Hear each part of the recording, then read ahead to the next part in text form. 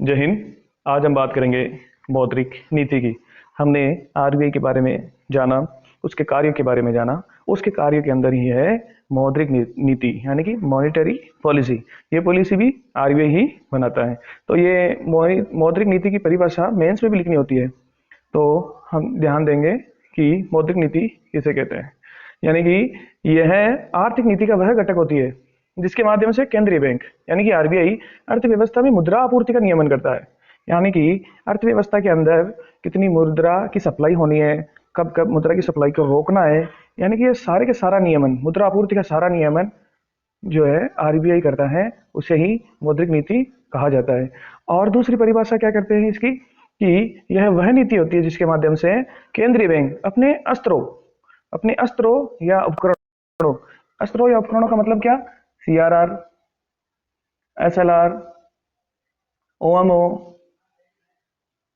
B R, LF, MSF और MSS, ये सारे उपकरण, इन उपकरणों के द्वारा आरबीआई मनी सप्लाई को कंट्रोल करता है, नियमित करता है मार्केट के अंदर। तो इन सब उपकरणों के बारे में अपन नेक्स्ट क्लास में बात करेंगे, डिटेल से पढ़ेंगे। तो अपन ने देखा यह वह नीति होती है जिसके माध्यम से केंद्रीय बैंक अपने अस्त्रों या उपकरणों के माध्यम से मुद्रा एवं साख की उपलब्धता, मुद्रा एवं साख की उपलब्धता यानी कितनी मार्केट में मुद्रा होनी चाहिए, और साख का मतलब होता है ऋण लौटाने की क्षमता।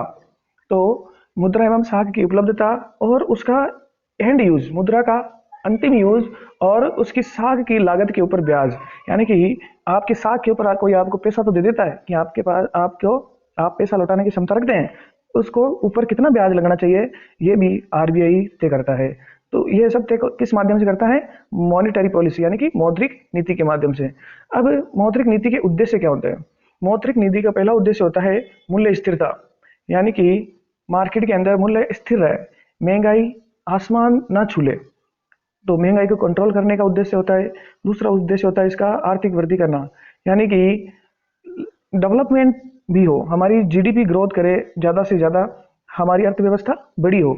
और वित्तीय प्रणाली का सुदृढ़ीकरण, यानी कि जितने भी वित्तीय प्रणाली है स्ट्रॉन्ग हो, बैंक दिवालिया ना हो जाए, बैंकों के ऊपर लोगों का विश्वास हो, यानी कि ओवरऑल जो वित्तीय प्रणाली है इसको मजबूती करने का काम आरबीआई करता है मौद्रिक नीति के माध्यम से।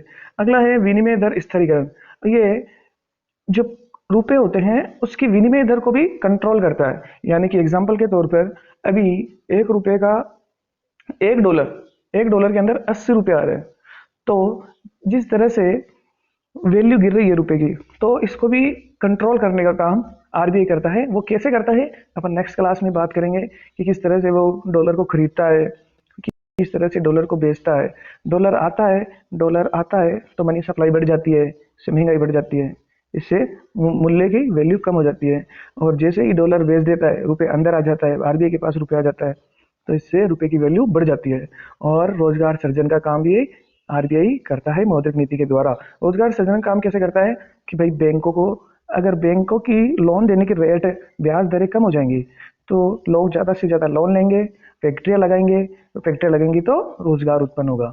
तो ये है आरबीआई के उद्देश्य जो आरबीआई मौद्रिक नीति के द्वारा बनाता है। अब अपन बात करते हैं इन उद्देश्यों में सबसे इंपॉर्टेंट उद्देश्य कौन सा है, क्योंकि जब अपन मूल्य स्थिरता की बात करते हैं और तो आर्थिक वृद्धि, जब प्राइस कंट्रोल होगा तो आर्थिक वृद्धि कम होगी, और अगर आर्थिक वृद्धि बढ़ाएंगे तो महंगाई बढ़ जाएगी। तो यानी कि ये दोनों उद्देश्य एक दूसरे से इफेक्ट होते हैं।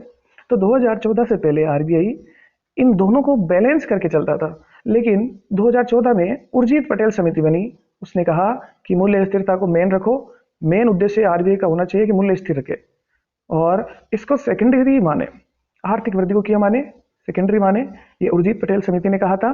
और बाद में ये 2016 में आरबीआई एक्ट के अंदर भी लिख दिया गया था कि आरबीआई मौद्रिक नीति के माध्यम से मेन आरबीआई का काम होता है मूल्य स्थिरता, और वो इसको बनाए रखेगा।